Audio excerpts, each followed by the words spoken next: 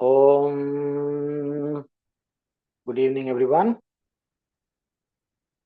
So, our class on Nishta will begin with our Mangalacharanam, Shanti Mantra, Sahana Bhavatu. Om Shri Gurubhyo Namaha. Harihi Om. Om Sahana Bhavatu. Sahanau Bhunaktu. Sahavityam Karavavahai. तेजस्विनावधीतमस्तु मा विद्विषावहै Om Shanti Shanti Shanti Om Tat Sat.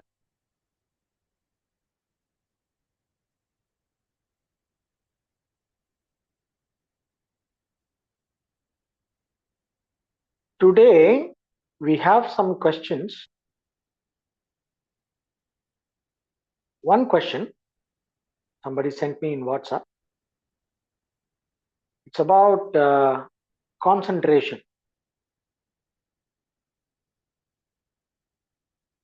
Yeah. So the person says, I chant mantras before eating, so I would like to chant more mantras in my daily life. Basically, bringing the attitude of connection with the Ishvara. I am interpreting that. Okay. The first thing is the person would like to chant more mantras daily in daily life in more contexts. Okay. In particular, tell me what mantras to chant when I start cooking, when I start to work, before sleeping. My work is making cartoon. Nice. To do creative work such as making a story and structure, I require deep concentration. Also, to draw many pages, I need long periods of time, and it is often difficult to maintain concentration. Like to improve that, and I think mantras will be a help in being able to perform all my actions as yajna. Would appreciate your advice to improve working if there are any other methods other than mantra. Good. So in this question, we have three things. One, learning more mantras. What mantras are appropriate for what occasions in the day, which we can integrate into various activities. Before you start some activity like cooking and sleeping, is there any specific mantra? So basically, we can take it from our Hindu culture. There are mantras for different situations. So that is one question. The connection with that is when you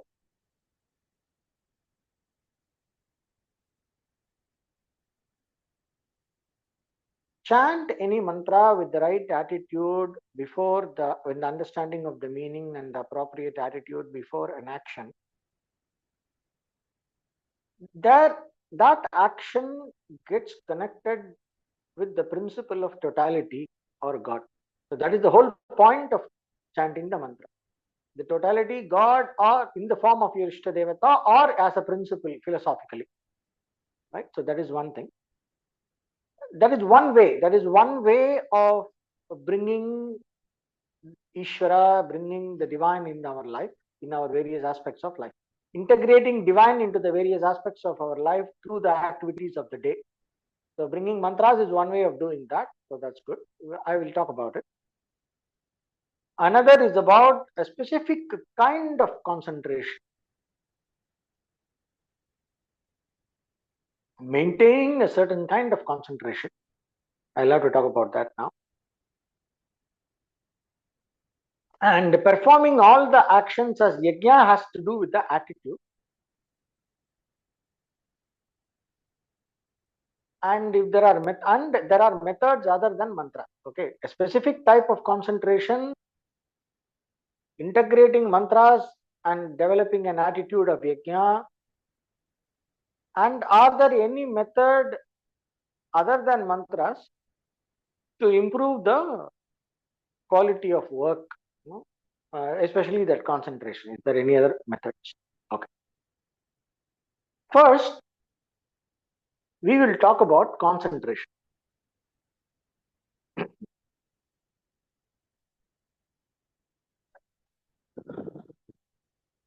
There are, when we talk about concentration, especially in yoga, the concept of dharana, dhyana, etc., it is not the concentration which is required in applying our sensory faculties on an external task. It's not the same thing. When we do an external task with extreme focus, it brings a certain kind of fatigue in the organs, in the nervous system, and it spends prana. It requires energy, it expends energy. So we need to understand that. So it is about working efficiency of the sense faculties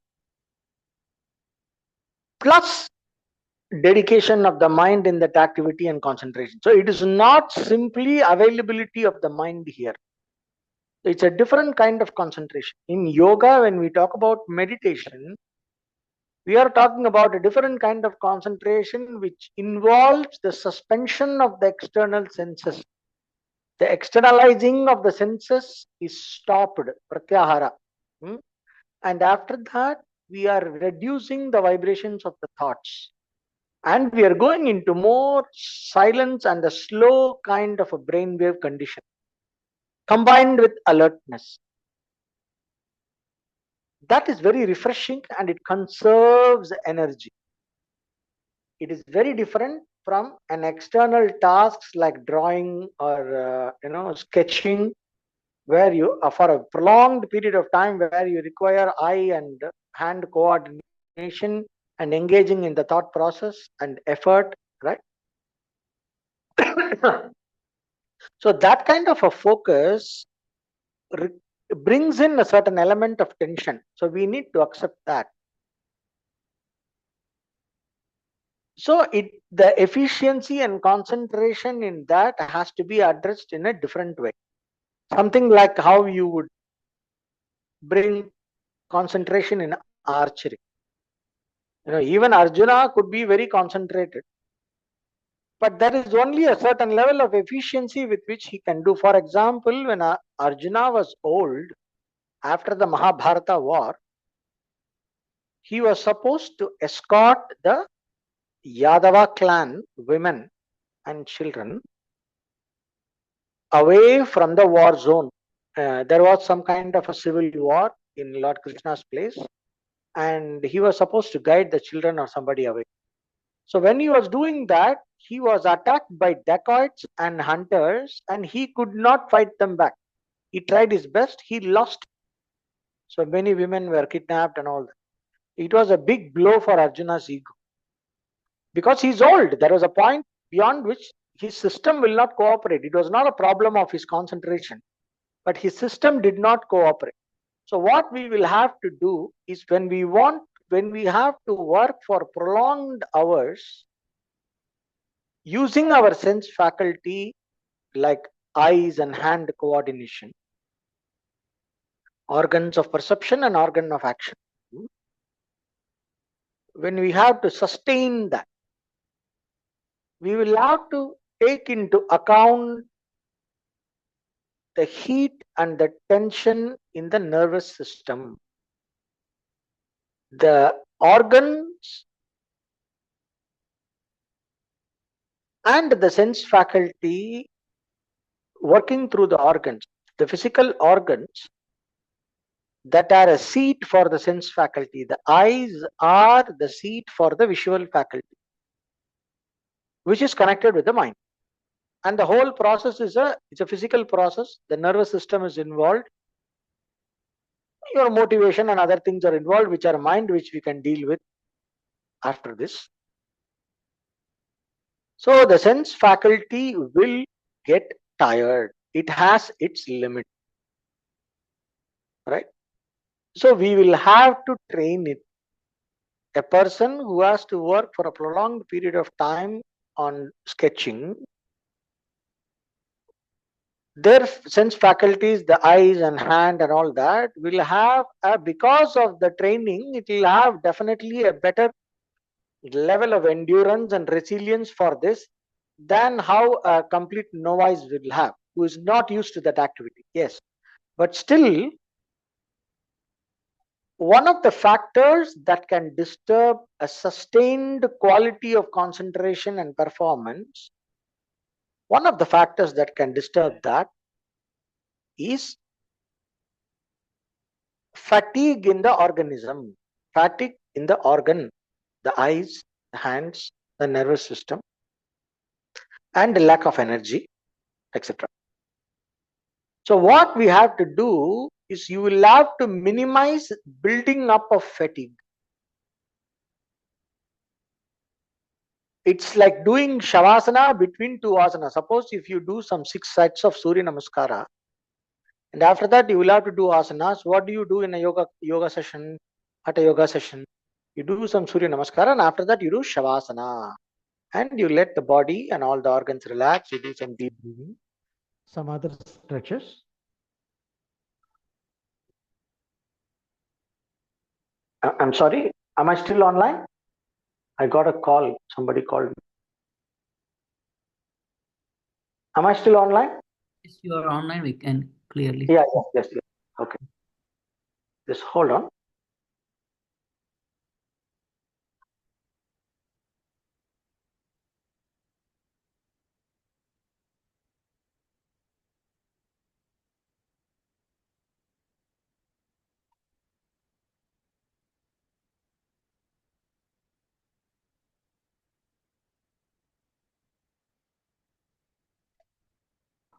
Right.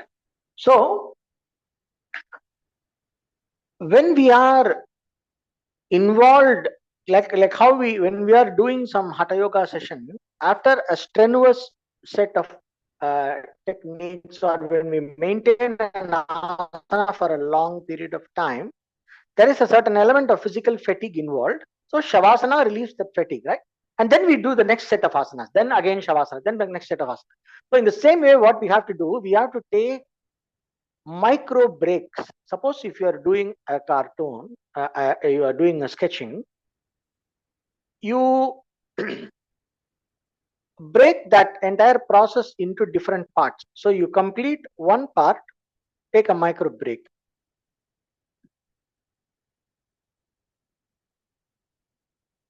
Micro break means complete shutting down of the faculties that you are using for this. Micro break does not mean going and looking at the phone. The eyes and hands must not work. So what we can do is take the eyes off the paper or the screen you are working on, and drop the tools, free the hands, make a small massage or do some stretches for the fingers, the wrist, shoulders, neck. Do some stretches and release the tension there, and maybe some eye exercises, right and left, up and down, diagonal rotation of the eyeballs, looking at a distance, closing and opening the eyelids, and palming the eyes and staring into the dark. These kind of things will relax and get the energy back in the organs that are involved in the process. And then just wish, maybe mentally you can visualize or try to feel what you did until now, and think about what you're going to do after this. The whole process will take only 2 to 3 minutes, or maybe 5 minutes. Take a few deep breaths, inhale deep and exhale slow, and exhale completely. Again, inhale deep, exhale slow, exhale completely, a few times. And after that, get back to the work. Yeah. So this micro break, you have to determine what is the sweet spot in after how many minutes the micro break is optimal. For example, if you take too often, every 15 minutes or 20 minutes, if you take a micro break, it might spoil the flow of the work. So then you will have to take maybe once in 40 minutes or something like that. And you will find that right rhythm. because each person's system works in a certain way based on your experience. You will have to do it by yourself. Nobody can tell you that. You will have to do by experiment, trial and error. You will find that timing a micro break after so many minutes feels the best. Like I am able to get into the flow and get to a peak performance. Basically, it's like this. You get to a point of peak performance, and when you're about to start, feeling dull, you are starting to feel slightly dull, and you feel that you will have to push now. Not push because of psychological reasons. You will have to push because of physical reasons. You feel a little tired, or you want to, your eyes are slightly burning, things like this. I don't know what happened, because I'm not an artist, I cannot say. So whatever it is, you will feel that right now the flow is over. My peak flow of performance is over, and it is starting to ebb away. But it is not very difficult or unpleasant still. You are able to work, but it is not your best. It is starting to decline. The qualities of your mind, the quality of your way of being while you are doing the work is starting to decline, but it is not difficult yet. That is the time. At that time, take a break. So if you watch, generally it will be after a certain amount of minutes, it will be in a certain range for each person or each day. That day it will be in one range. You will see, like depending on your body conditions, climate, food, etc., it will change from time to time.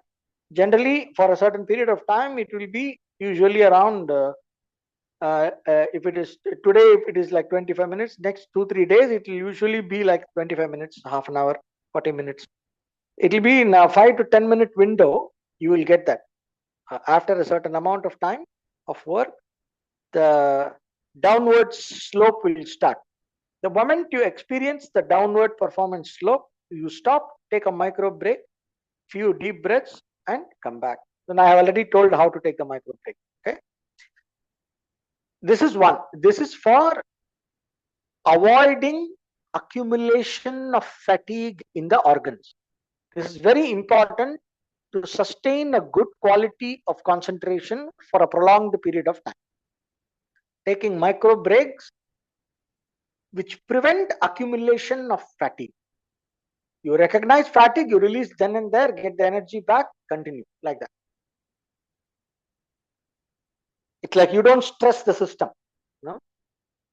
This is one. The next is, when we are doing the same kind of work, the emotional involvement may become less. This is called bhava. So when we are concentrating and doing something, there is the technical skill part of the work, right? But usually that is not the problem. Once a person is already a professional, the skill part is not the problem.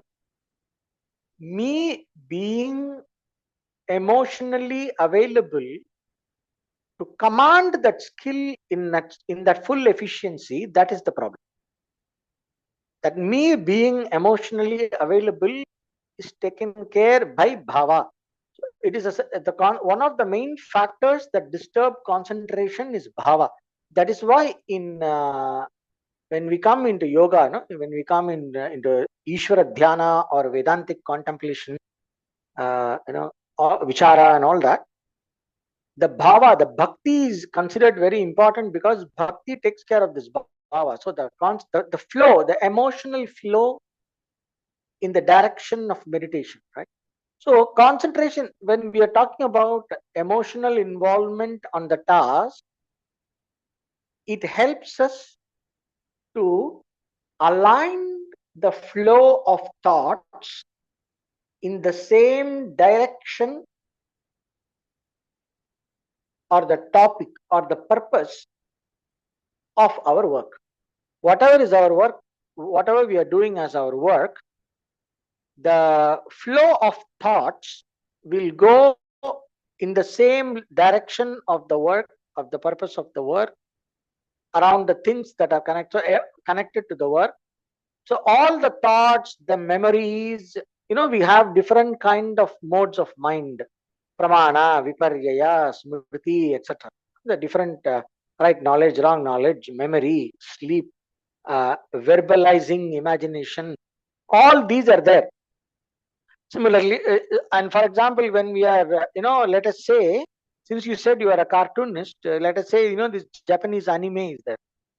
So this character is coming. I always see they have this hair and some headband. All the animes, this male character has a headband and the hair is moving in a certain way.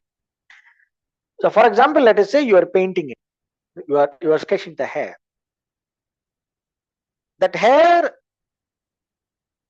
there will be a certain detail. The way you are presenting the hair, or you are, the shades around the eyes, it's supposed to convey an emotion, correct?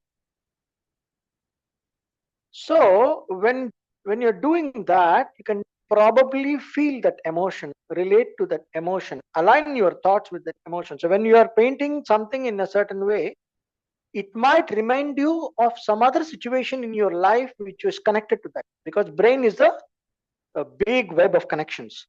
So when you are sketching something, that part or the aspect you are sketching might remind you of something else. So now what we can do is we can try to see how we can incorporate that memory and our connection to that memory and our emotion there, how we can incorporate that, or how we can flow from that into this task which is at hand. You know, so that way we are integrating our emotion. So we are not trying to brush our emotion, our memory, or whatever is triggered by the task, triggered by what we are seeing, triggered by the quality of the character that we are sketching, whatever it reminds us of. Instead of going off in a tangent, we can try to see that here on the drawing board. Instead of getting carried away and imagining and then trying to fight that memory and not focus only on the skill, we can try to integrate the flow of emotions along with the flow of the skill. So the skill can be directed by the emotion. The skill can be integrated with the emotion, or the emotion can be integrated into the skill of the technique. So when we do that, there will be no conflict. There will be no distracting mind and the concentrating effort. So when we don't have a distracting mind and a concentrating effort, all the faculties of the mind will flow in one direction. The thinking will flow in one direction. The skill set will, all the faculties involved in application of the skill set will flow in a direction.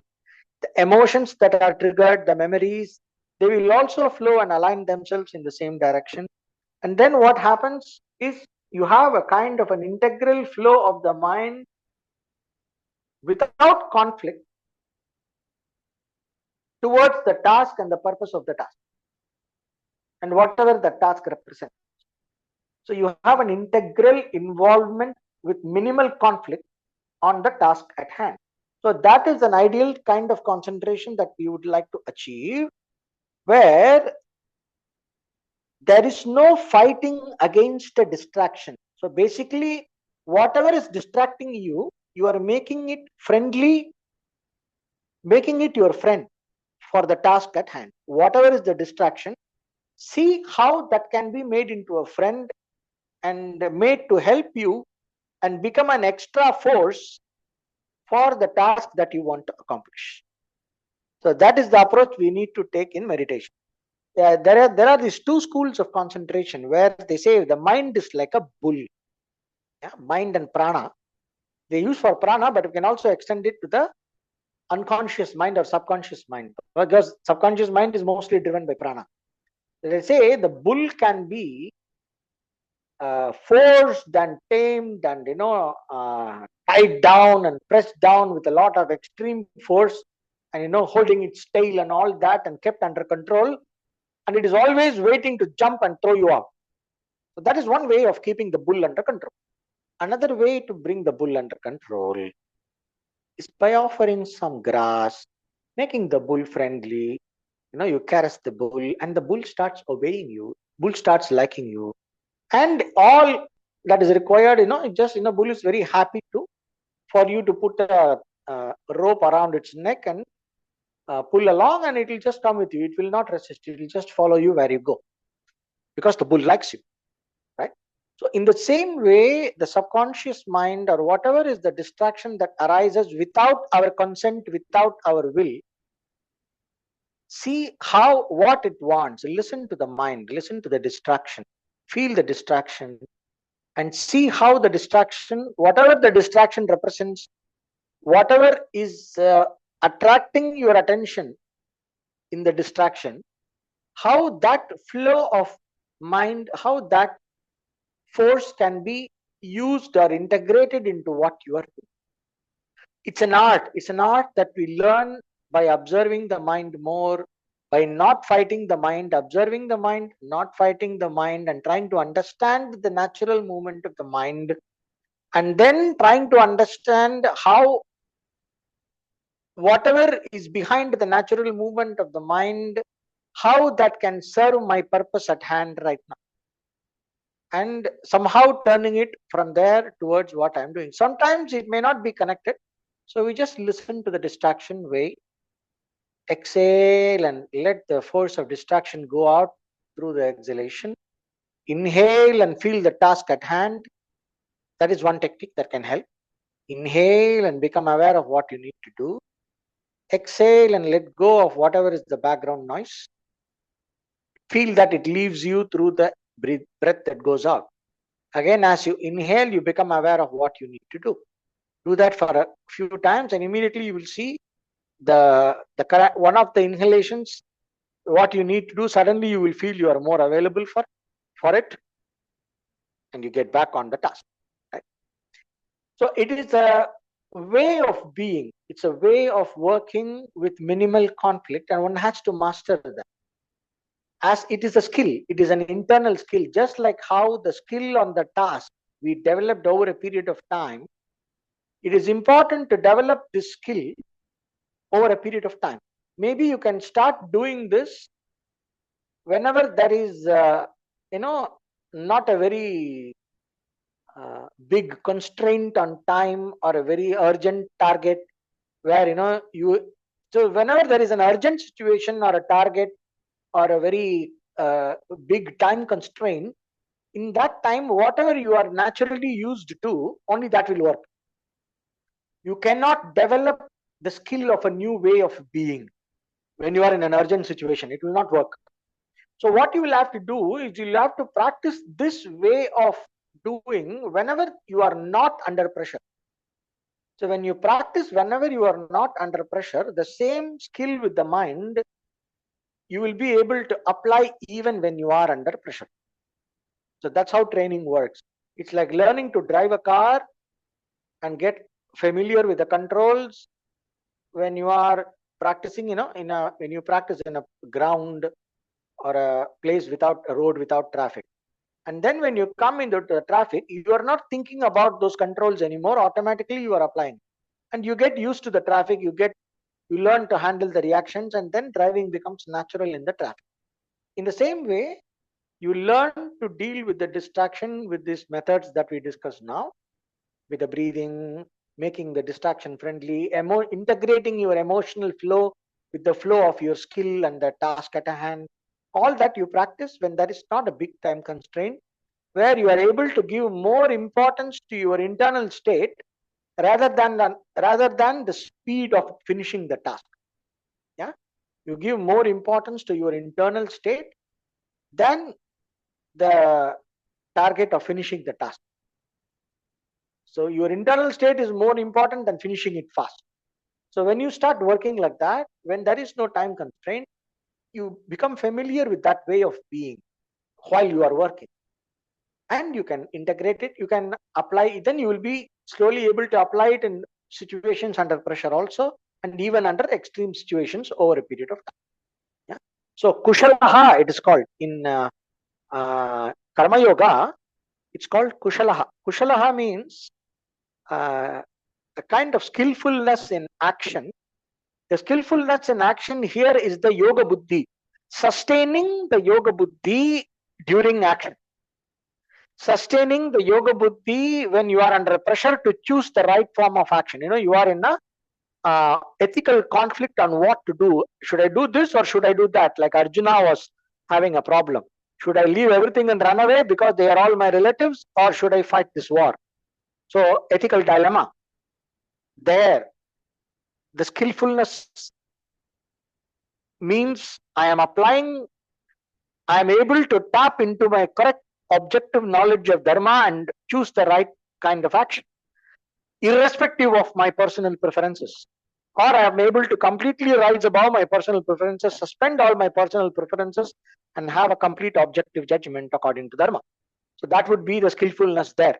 And while you are doing the action, you are not worried about the result. You are learning to take care of all the anxieties, and you are able to completely flow with the task at hand with zero anxiety about the result.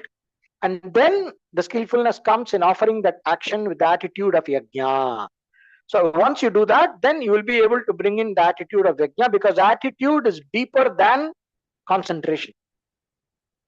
There is skill, the task at hand, the peripheral concentration, then emotional integration, and arriving at a concentration that is not the result of fighting with the distraction. The concentration that is not sitting on top of conflict. Concentration with minimal conflict in the mind. Minimal conflict for attention. No?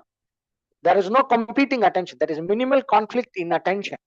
That kind of concentration. And then comes the attitude. Weaving the attitude of yajna into that comes. So all this is covered by the word kushalaha. So yoga karmasu kaushalam. In that all this is covered. So this kushalaha is the attitude, the skillfulness in action is this is what it is. So we awaken the attitude of yajna after we do this, right? And attitude of yajna means doing the action, whatever is the task at hand, you are doing it with an attitude of worship. Like and you are doing it because it's this creative work, especially. It is very easy to do it as a worship because it's something. The outcome is something beautiful, and it is. It's like a flower. A creative work is like a flower. So mentally offering it to the universe, to your deity, and especially when you do it in a nice, good state of integral state of mind, and with enjoyment and emotional integration, and you appreciate what has come out of the work, you will feel very good in offering it to the divine, right? So bringing in the attitude of yajna becomes easier when you maintain an integral conflict, minimal conflict kind of concentration on the task, and the outcome will be obviously top class. So then the attitude of yajna becomes even more easier. So weaving that attitude of yajna into it. Yeah. So this is how in yoga we would develop the ability to concentrate on a sustained manner with minimal conflict and with minimal stress, and topping it up with the attitude of yajna. So yajna comes in the choice of action. When I choose what is right over what is pleasant or comfortable, I have to learn to make what is right as comfortable to me. What I understand as right, sometimes what I feel comfortable could also be what is right, right? So it depends on the situation. I'm just telling. In a given moment, if there is a conflict between what is right and what I prefer or what I like, what is more comfortable or more enjoyable for me as a bhoga, as a experience, which is more pleasant for me as an experience, for my senses, for my emotion, etc., for my ego, that versus what is correct, objectively correct for that situation, according to the dharma of the situation. If there is a conflict, yajna comes in letting go of my comfort zone and choosing what is right. That is the attitude of yajna, in because choosing what is right is devotion to Ishvara. So I have to choose what is right because that is how I become connected with Ishvara. By rising above my limbic system, I stop being a rat, and I tune to the universal order through the choosing of what is right. So when I choose what is right, I am tuned to to the divine or the Lord or Bhagavan, who is in the form of the universal order. So that becomes yajna, choosing the right over what is comfortable if there is a conflict.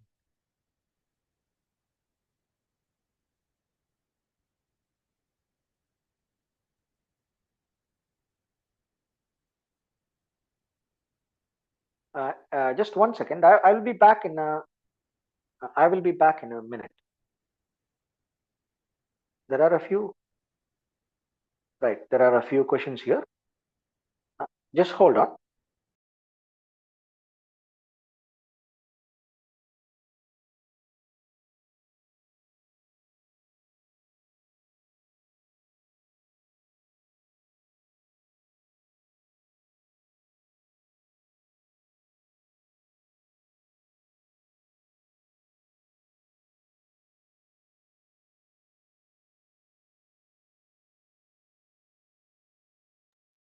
Hello. Yes, I'm here. Um, I will address the question. So that's how you deal with the attitude of yajna. And we have another point there, which is mantras.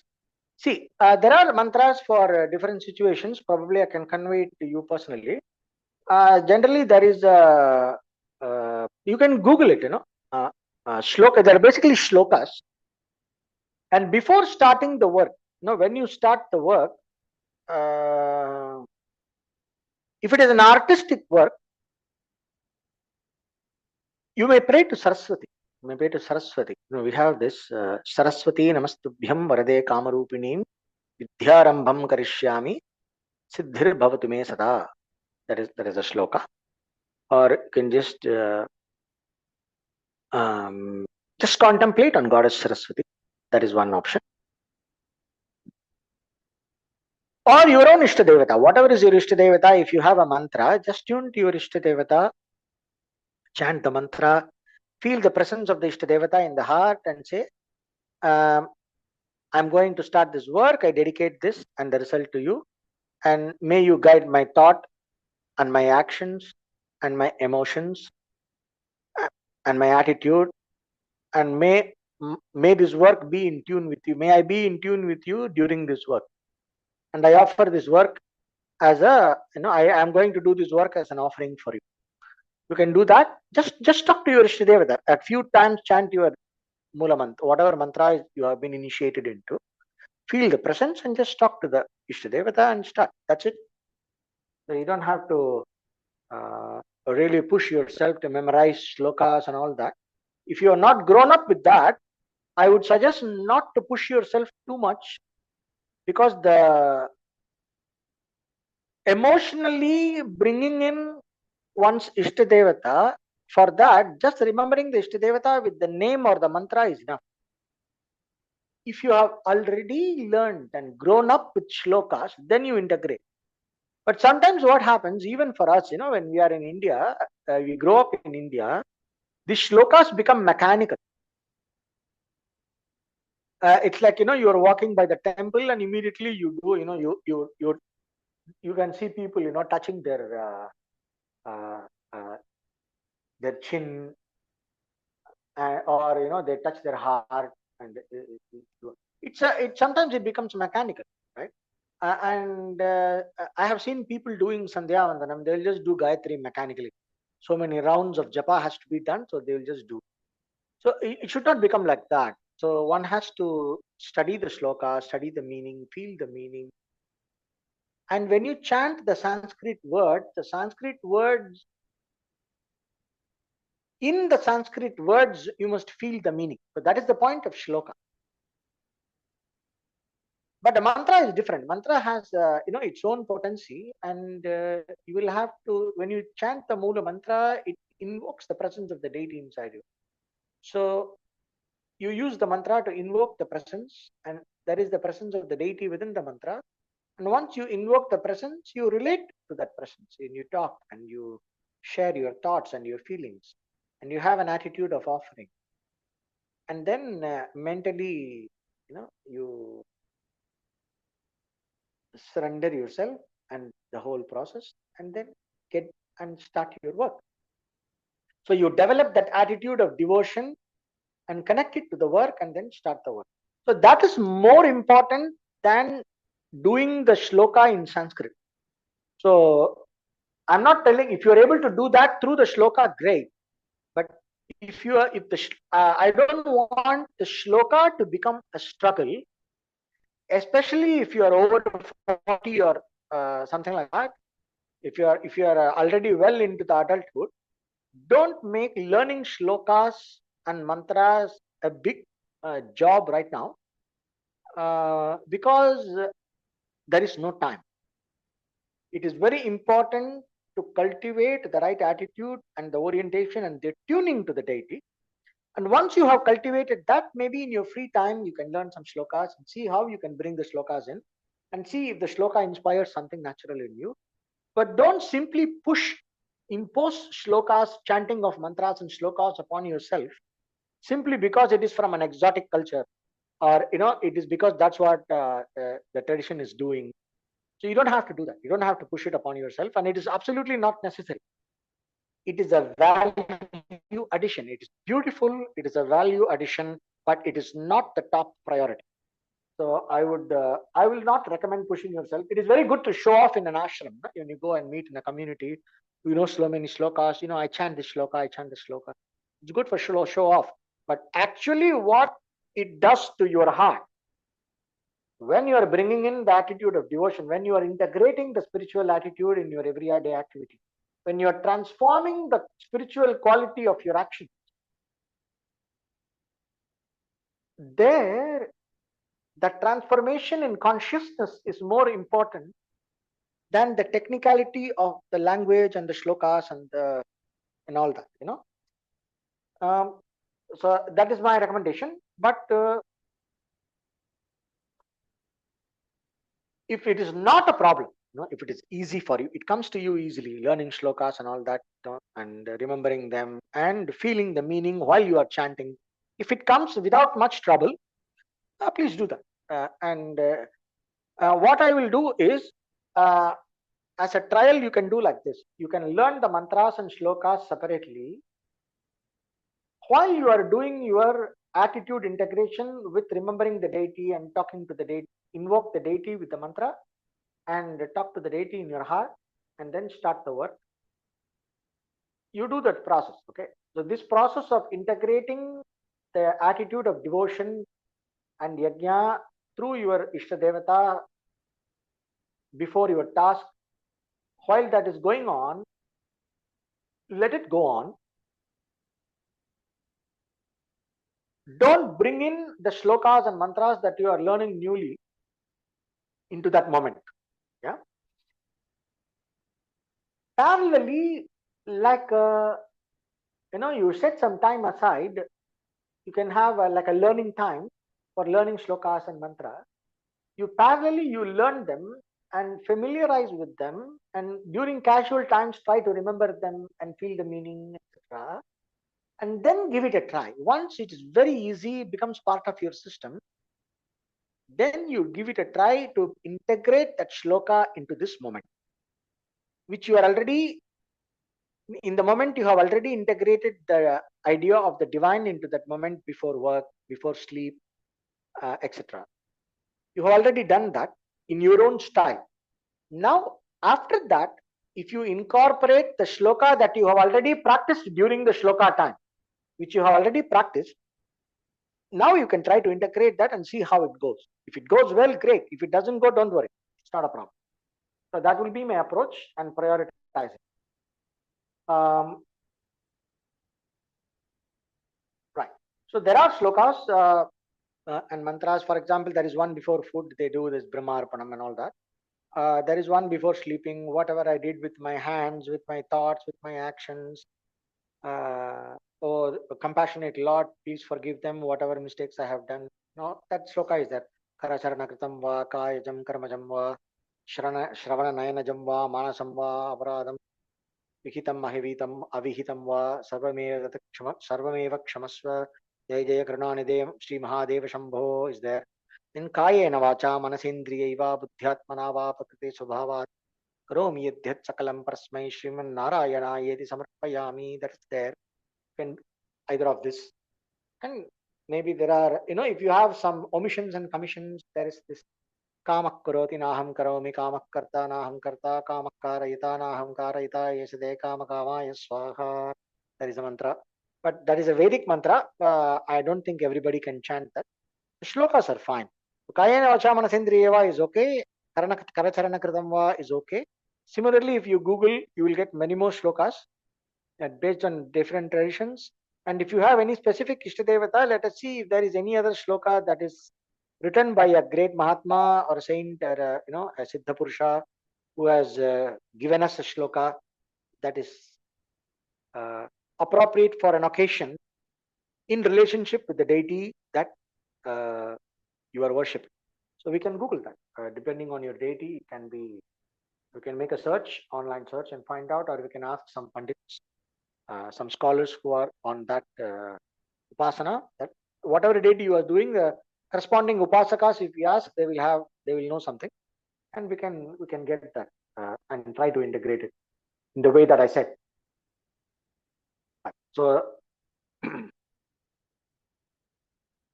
so regarding other than mantras, methods of concentration, one of the best is pranayama. I said about inhaling and becoming aware of the task at hand, and exhaling the force of distraction. That is one method. It's also a kind of a pranayama. And what we can do is, we have this, when there is too much background noise, two techniques work immediately. Like if you want immediate concentration and get yourself back to your center, two techniques work fantastic. Prachardana vidharanabhyam va pranasya, that is a yoga sutra. Take a few breaths, deep breaths, so that you have sufficient oxygen, and exhale completely and hold the breath outside. And focus the inhaling urge. The inhaling urge has not begun yet. A tendency to inhale will arise. Before it arises, focus the background on your eyebrow center. Exhale and hold. Focus the background on your eyebrow center or in the bridge of the nose, and stay there. Keep the attention there. Or on top of head. Bridge of the nose, eyebrow center, or top of the head. One of these three, whichever is easier for you, while you are holding the breath outside. 5 seconds, 10 seconds, whichever is the comfortable. Then sustain the concentration on that point while you let go of the breath and allow the breath to come inside. You let go of the holding, the breath will come inside, and then you inhale more. But you don't let go of that concentration. Whatever point you are concentrating on, let us say you are concentrating on the eyebrow center, you keep the concentration on the eyebrow center while you allow the breath to happen. And then inhale and hold the breath, and again continue the concentration and let go of the breath, and see if you can keep the mind attention there while the breath is not natural. And again repeat that 2 or 3 times. You will get back your center very fast. This is one. Another is laya.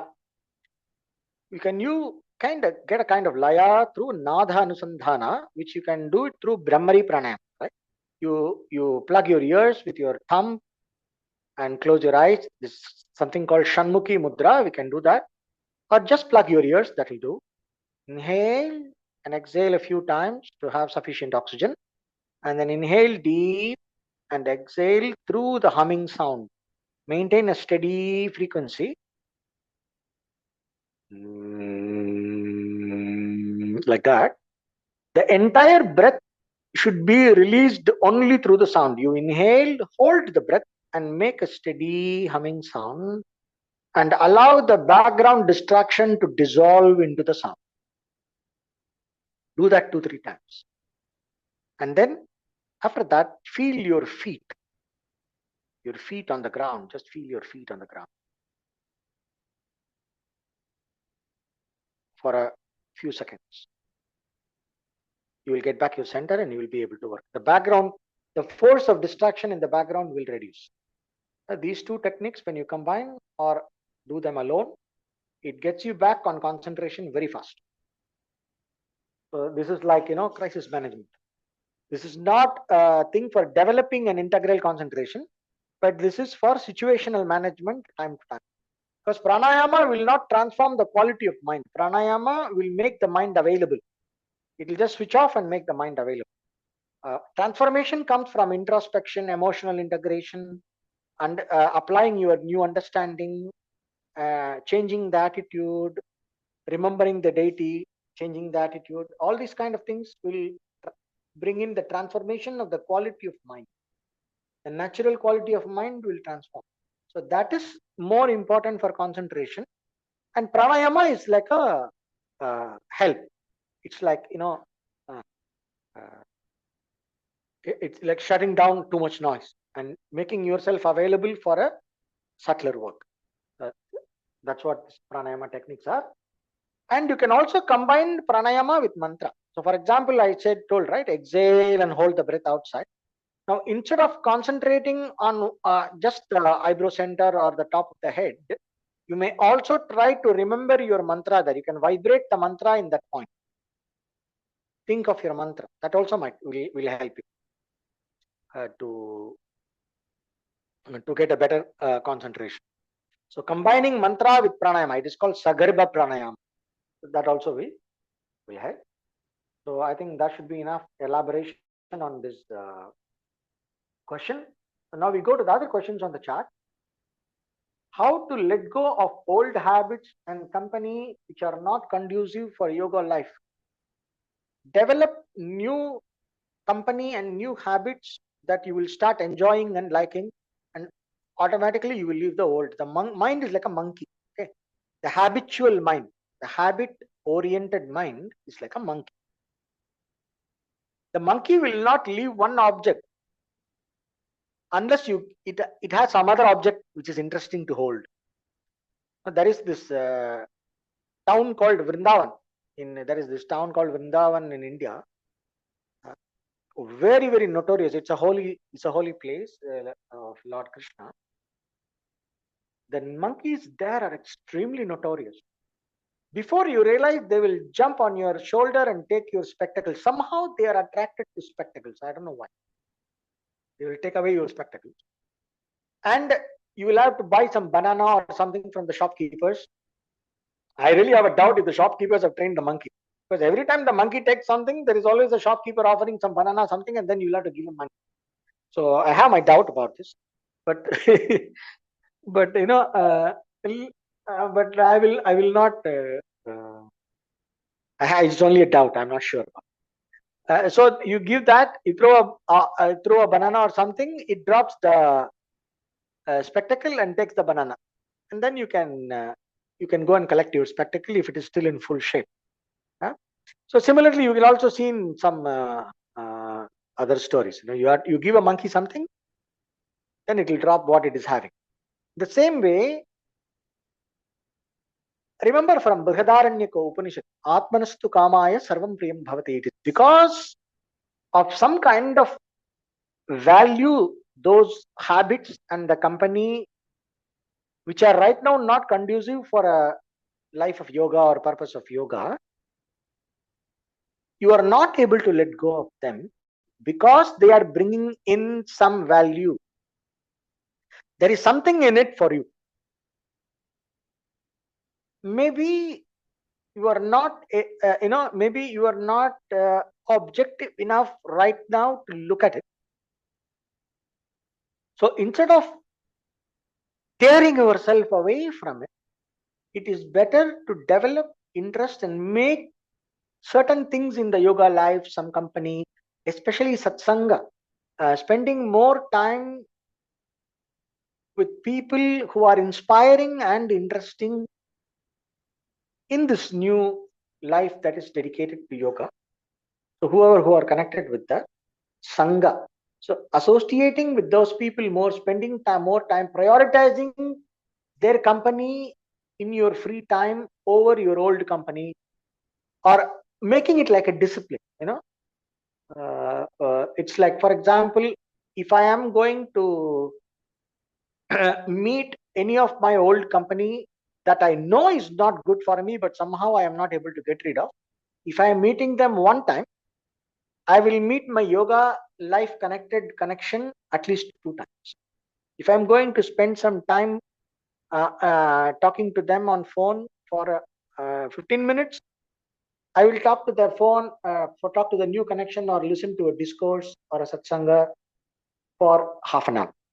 Like that, you put a rule for yourself and then you follow that. Then what happens is, as the mind gets more and more habituated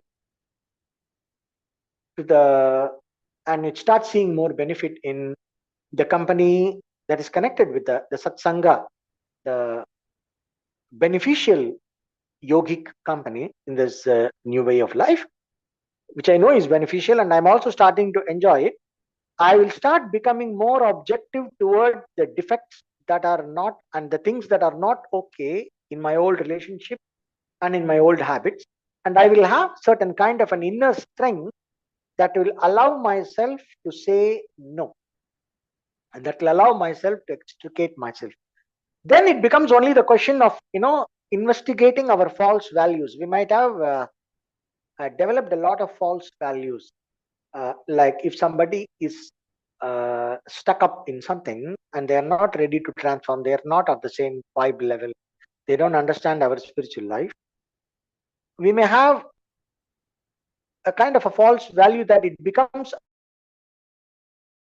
our duty to help them to transform themselves or come over.